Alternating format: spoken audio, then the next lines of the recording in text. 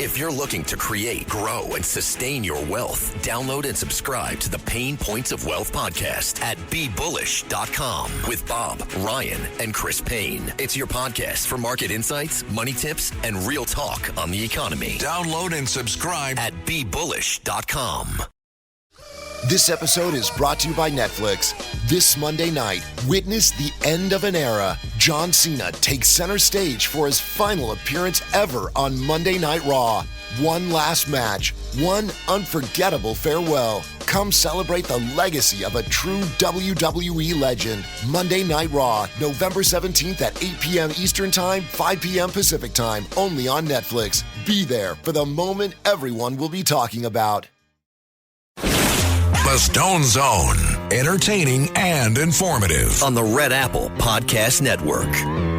You are now entering the Stone Zone. There are occasions on the American calendar that demand reverence rather than routine. Today, Veterans Day, is one of them. It's not a day of mere sentiment. It is a civic duty to acknowledge the men and women who stood in the breach for the survival of the United States of America. My father, Roger J. Stone Sr., proudly served in the U.S. Army but never actually saw combat.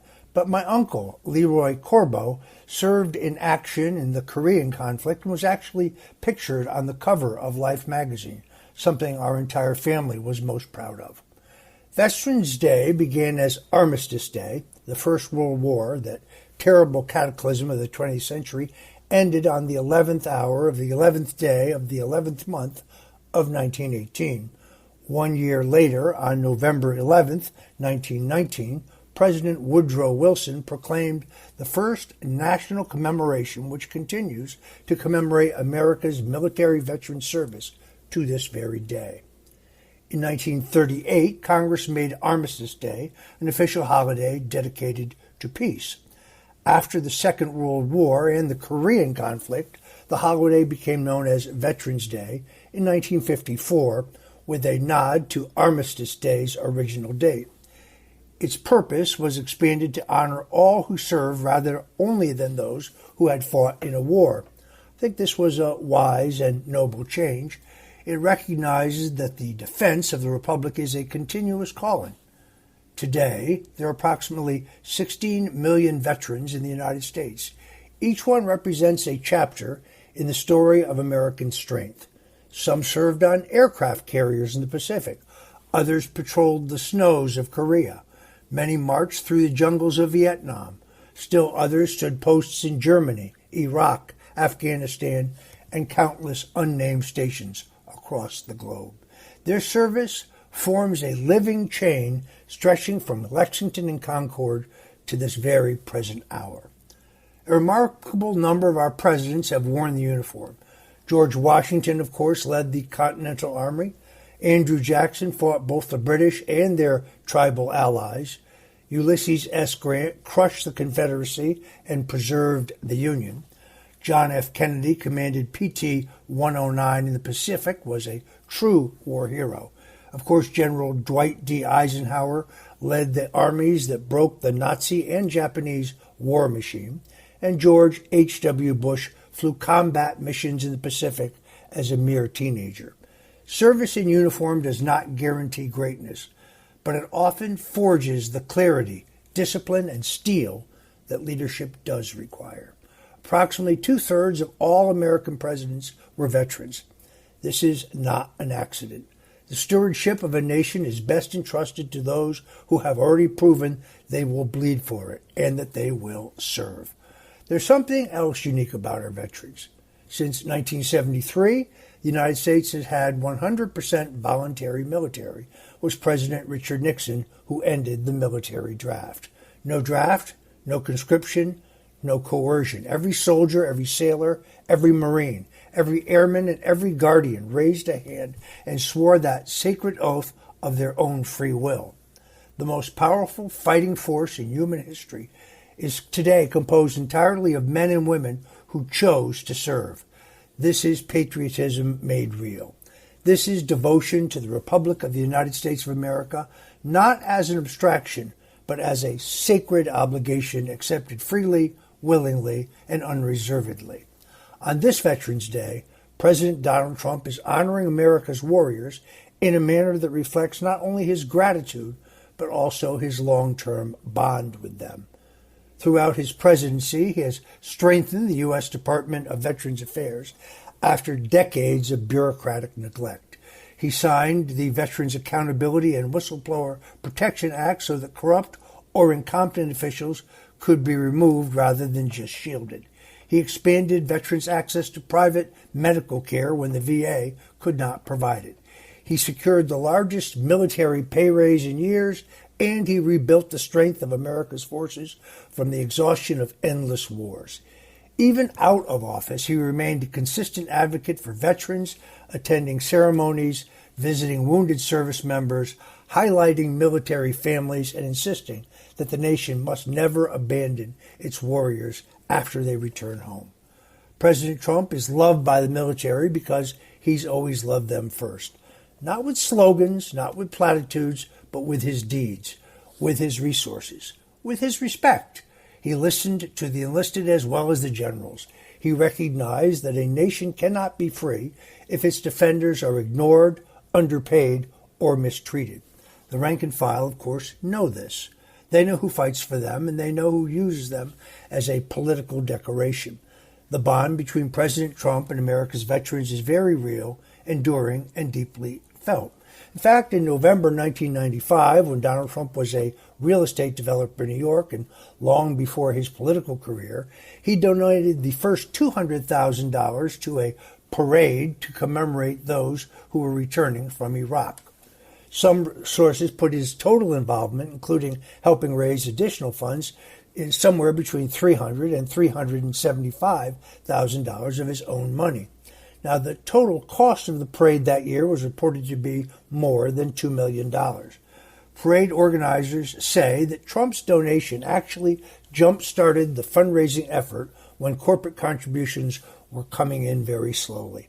Trump was honored to serve as the parade's Grand Marshal.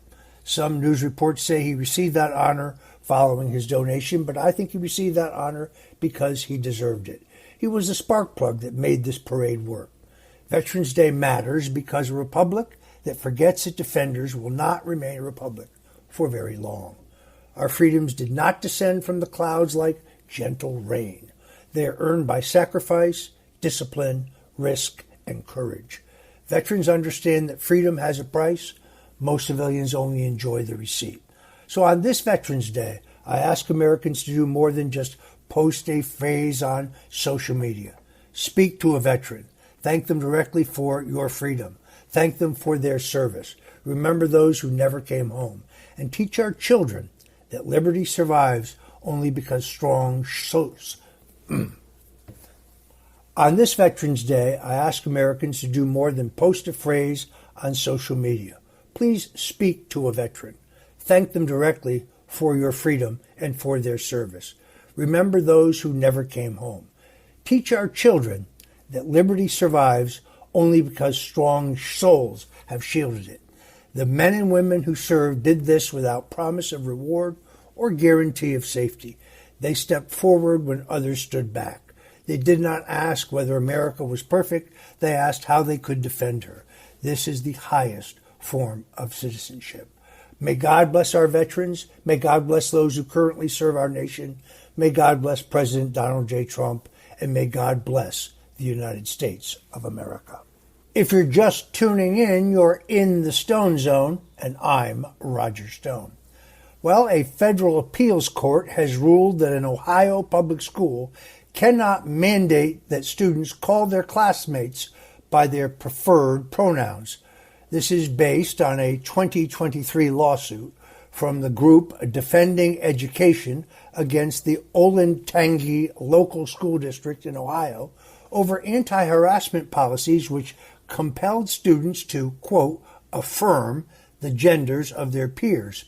You see, after a lower court wanted to dismiss the lawsuit, a panel made the ruling that the school district cannot wield their authority to compel speech or demand silence from citizens who would disagree with the regulator's politically controversial preferred new form of grammar.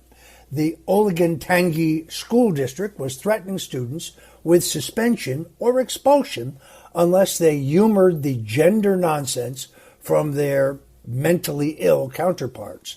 The court determined that this was a fundamental violation of the First Amendment to free speech and deeply un-American in its attempt to police speech or to control thought. The court stated, American history and tradition uphold the majority's decision to strike down the school's pronoun policy. Over hundreds of years, grammar has developed in America without government interference. Consistent with our historical tradition, our cherished First Amendment, the pronoun debate must not be won through individual persuasion, not government coercion. Our system forbids public schools from becoming enclaves of totalitarianism. So the only way to push the transgender agenda is through coercion and silencing anyone with any rational or reasonable objections. This court made the right decision in validating these senseless policies. Meanwhile, New York City Mayor-elect Zoran Mamdani has named L. Bisgard Church as his new Chief of Staff. Bisgard Church was instrumental in rallying the Democratic Socialists of America behind Mamdani as his ground troops to win the recent election.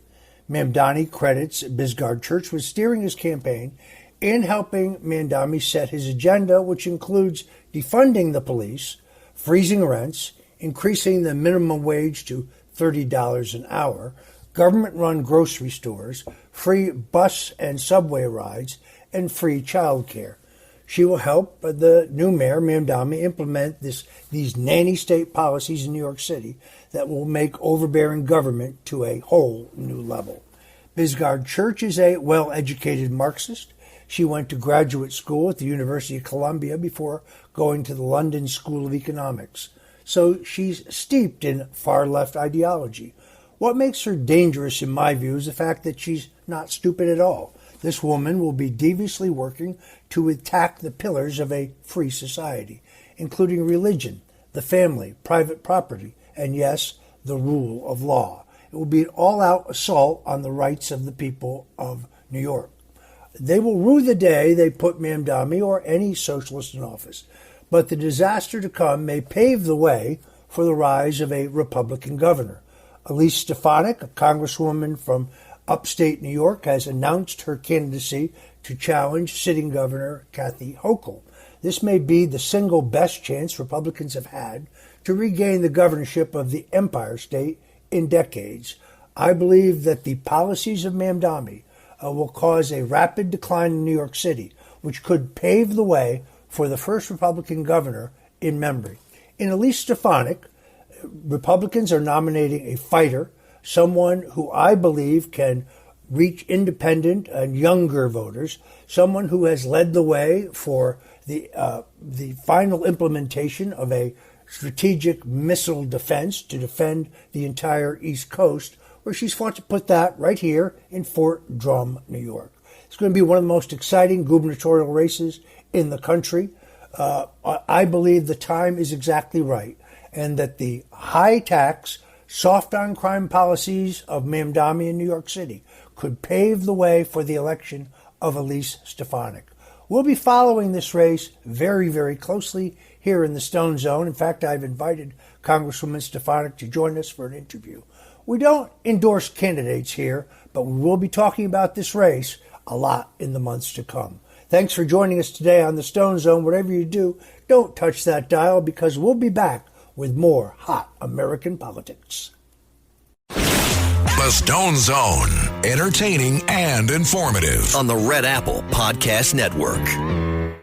You are now re-entering the Stone Zone, and I'm Roger Stone. Well, President Donald Trump's Deputy Chief of Staff for Policy and Homeland Security Advisor Stephen Miller told it to the public straight during a recent appearance I saw on Fox News, where he candidly described in non-political correct terms what happens when a country just lets in foreign migrants.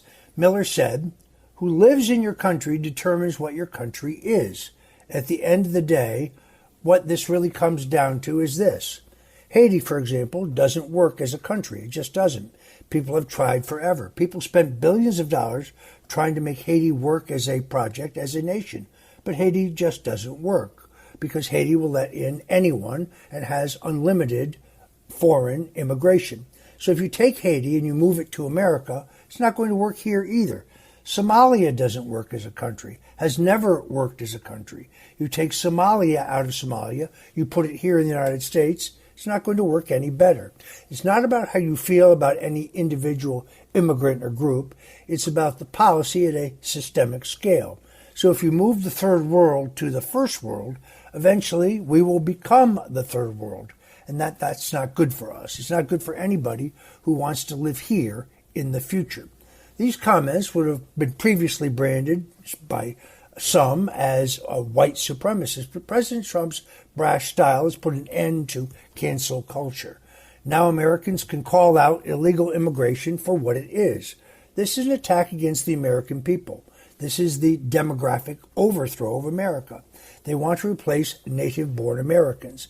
This is part of a conspiracy to destroy Western civilization. We need to keep calling this out and make it more commonplace to speak out against illegal immigration. Yes, we welcome immigrants to America. We are a nation of immigrants. My people came from Europe. But immigration must be legal, it must be orderly, and above all, we must have a system that regulates who comes to our country.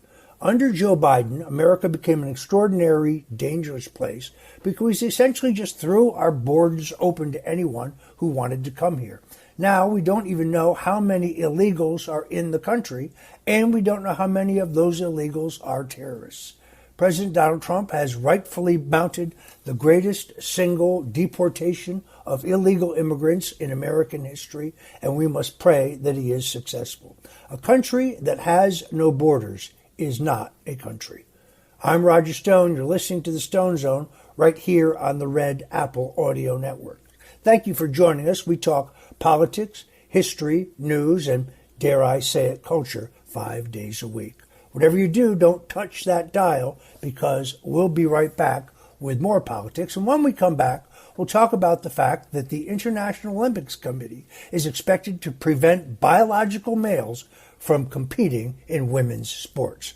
I'm Roger Stone. You're listening to the Stone Zone. Whatever you do, please don't touch that dial.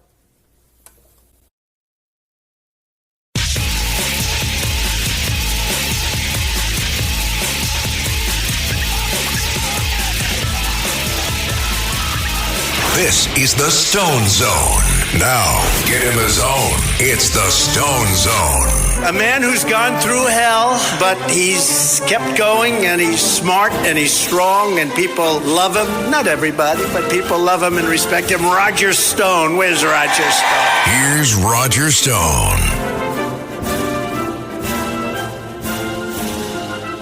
You are now re-entering the Stone Zone. So the International Olympics Committee is expected to prevent biological males from competing in women's sports in the upcoming Olympic Games in 2028 that will take place in Los Angeles, California. This decision takes place after President Donald Trump made it known that the U.S. will deny visas for birth males looking to make a mockery of the Olympics by competing against women. The new International Olympics Committee president, Christy Coventry, is expected to officially change the policy of that body in the upcoming months. The International Olympics Committee Medical, Health, and Science Director, Dr. Jane Thornton, presented information during recent commission meetings demonstrating how birth males, calling themselves transgendered males, have advantages over birth females. This was previously called common sense, but now apparently actually needs to be explained to members of high society. According to sources, Dr. Thornton laid out the evidence, and it was generally well received from the committee members. This is yet another sign that the transgendered absurdity is waning. People who were previously scared to speak out, even though they knew it was madness, are now finding their courage. God bless Riley Gaines and others who spoke out and paved the way for sanity to once more reign in Olympic sports. No, men should not compete against women in the upcoming Olympics. Meanwhile, House Republicans are demanding information regarding Kamala Harris's Secret Service detail. Congressman Barry Loudermilk, who serves as the chairman of the Select Subcommittee investigating questions surrounding January 6, issued a letter to former Vice President Kamala Harris's Secret Service detail demanding information about the pipe bomb that was planted at the Democrat National Committee on January 6, 2021. The letter states, during the 119th Congress, we have sought information regarding the discovery of pipe bombs that were placed near the Republican National Committee and the Democratic National Committee headquarters on January 6. Now, more than 4 years later, there remain more questions than answers surrounding who may have placed these devices and whether federal law enforcement entities have adequately investigated the matter.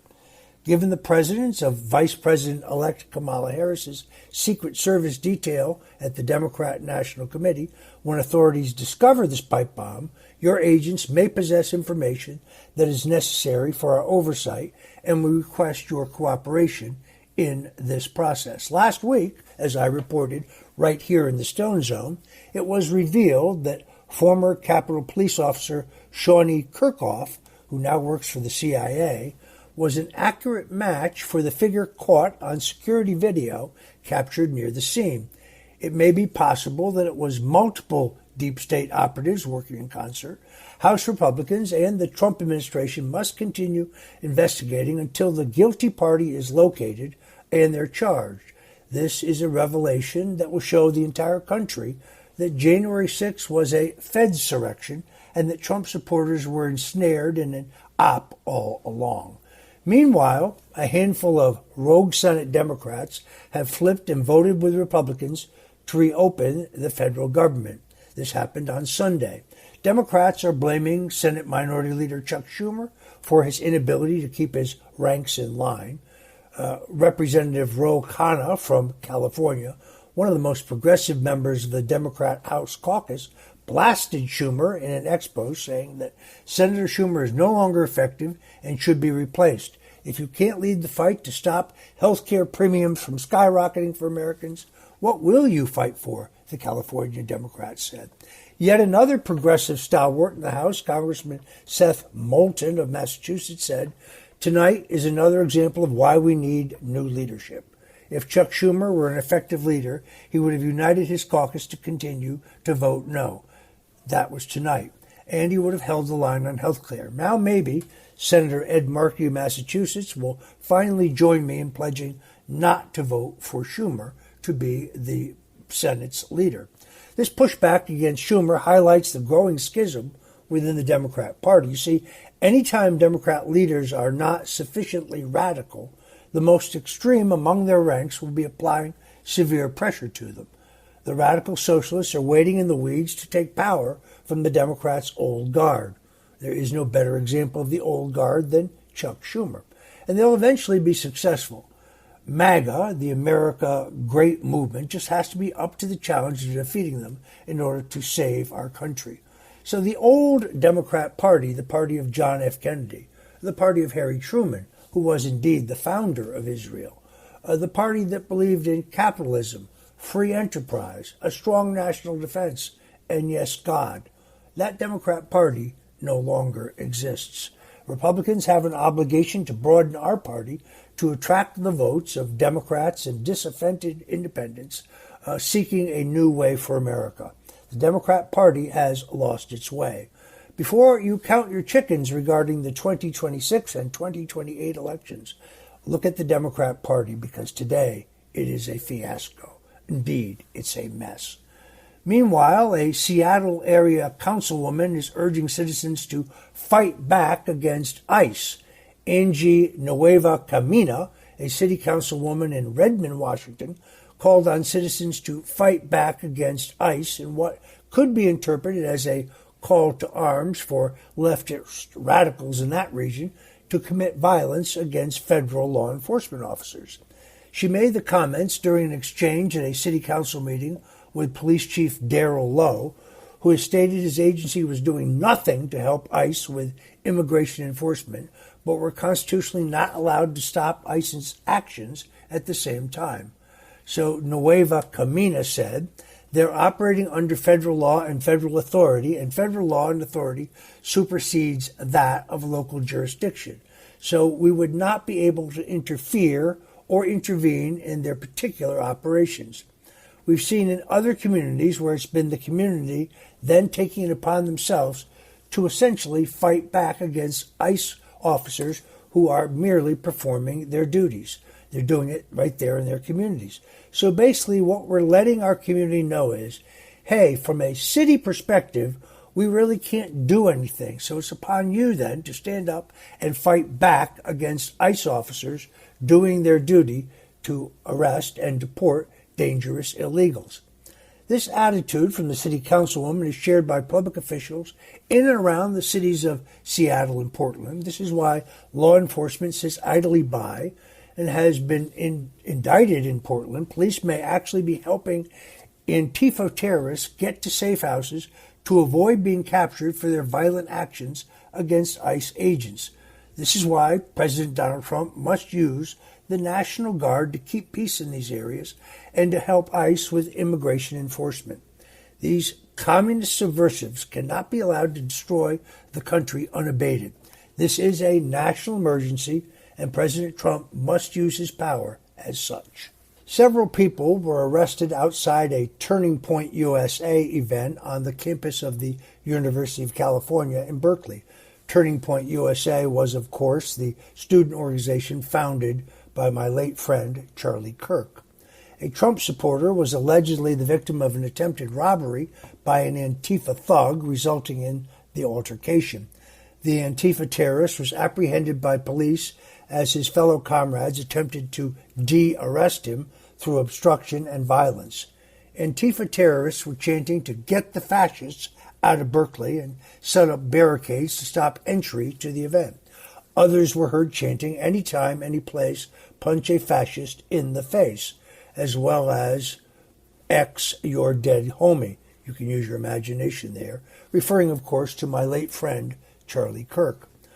Overall, 4 University of California Berkeley students were arrested for felony vandalism as part of this demonstration against Turning Point USA. 28 flyers were glued to the historic Sather Gate, featuring quotes from Charlie Kirk on abortion, gun control, and other topics designed to inflame liberals on campus into shutting the event down by force. Even though President Trump has named Antifa as a terrorist organization, they still feel emboldened to attack peaceful protesters and obstruct lawful displays and gatherings by conservatives. If anything, they see the death of my friend Charlie Kirk as a feather in their cap and a sign that they need to double down on the heinous tactics and violence. So until Antifa is treated like ISIS, their funding sources are exposed, and cells are taken down by federal authorities, they will continue to tear our country apart. This is the mandate that President Trump must deliver upon. The future of our nation depends upon Antifa being taken down. In the meantime, you may recall that the FBI director, Christopher Wray, insisted that Antifa wasn't even an organization, that it was just an idea. Well, my question is an obvious one. Who's paying for the pallets of bricks? Who's paying for the flatbed trucks? Who's paying for the buses that are shepherding Antifa demonstrators and terrorists around? And who's paying for the lawyers who, on those rare occasions when Antifa operatives and miscreants are arrested, immediately bail them out? The president is right to call Antifa a terrorist organization, and Vice President J.D. Vance and the Deputy Chief of Staff for Domestic Policy, Stephen Miller, must take seriously their effort to uncover the interconnected nonprofit organizations as well as our tax dollars that are going to fund these terrorists. Meanwhile, President Donald Trump is planning to spend hundreds of billions of dollars in loans for the construction of nuclear power plants. As the AI revolution takes off, the data centers that are being created across the country have an insatiable need for energy. Morgan Stanley estimated the United States would need, at the very least, an additional 36 GW in new power by 2028 to service the data centers, and that number is only rising. This has caused a renewed interest in clean nuclear energy. In order for the U.S. to win the artificial intelligence arms race, the Trump administration announced that the federal government will be lending hundreds of billions of dollars to facilitate the development of nuclear power across the country. Energy Secretary Chris Wright said, "We have significant lending authority at the Loan Program Office. By far the biggest use of those dollars will be for nuclear power plants to get those first plants built. The U.S. currently has no commercial nuclear reactors being built, though several intend to reverse their permanent shutdown status and open again. There are other plans to build new, large, and small reactors." President Trump signed a May executive order that called for the United States to start building 10 massive nuclear reactors by 2030 as tech giants like Google, Facebook, Amazon, and Microsoft make private investments into existing and defunct nuclear plants. While there are certainly many problems with AI and these tech problems, their insatiable need for energy and the resulting investment in nuclear power could be the solution for our energy problems. Nuclear is a clean, viable, and safe form of energy. It was once politically incorrect, but today it is absolutely essential. So I think we should applaud the Trump administration for this critical investment in our national infrastructure and recognize the importance that nuclear plays in the mix of energy. In addition to this investment in nuclear power, the Trump administration announced that a $625 million expansion of certain programs will keep coal-fired power plants open and operational. Energy Secretary Chris Wright again stated that the Trump administration is undoing the damage by Democrat administrations who believed that coal was the energy of the past and needed to be shut down for the greater good, regardless of how much it would hurt American families. Wright said, "Coal just makes the world go round. They've tried to strangle it," particularly the Biden administration, started, however, with the Obama administration. "We're going to export more of that coal. We're going to use it for American industry, particularly as we reindustrialize, and it's going to continue to provide 15 to 16% of our electricity and enable us to reindustrialize the country and win the artificial intelligence race." Coal is the energy of now, and it's in the public interest, as well as the national security interest, to expand its production capability. China gains a foothold against us in the geopolitical sphere when we refuse to maximize our use of coal. We need to put all of these bizarre obsessions with carbon emissions to bed. That line of thinking is what impoverishes America. Even Bill Gates is turning against it. The Trump administration's energy policy is a breath of fresh air amidst an elite who are anti-human and want to strangle our prosperity on an ideological basis. I'm Roger Stone. You're listening to The Stone Zone, and we'll be right back. The Stone Zone, entertaining and informative. On the Red Apple Podcast Network. You are now re-entering the Stone Zone. So, throughout the government shutdown, one thing that has surprised many Americans, including me, is the sheer number of Americans who today rely on food stamps. In 1970, only 2% of Americans received what we call today SNAP benefits. That number has risen to 13% of Americans today, representing 42 million people. That's an increase of 650%. The welfare program rose exponentially during the economic crisis, with food stamp usage increasing 69% between 2008 and 2013. The number has gone up slightly, but then food stamp usage has become a staple of modern life, with 1 in 8 Americans now on some sort of food assistance. The SNAP program has surprisingly become rife for bureaucratic plunder, however. SNAP erroneously dispersed almost $11 billion through 2024. However, that number is in all actuality probably much higher.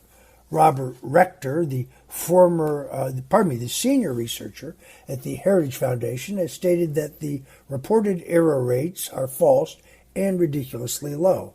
Rector noted that there are about 4 million people on food stamps that are able-bodied adults without dependents. Now, the Trump administration instituted a reform back in July, forcing people to work in order to receive benefits. But much more reform is badly needed in order to create less dependency on welfare across America. A dependent population is a subservient population, and that's what the elites knew when they created this system. Unfortunately, their plan, to some extent, has worked, and will take a lot of work from the Trump administration, but the able-bodied working people of America in general need to help dig us out of this hole.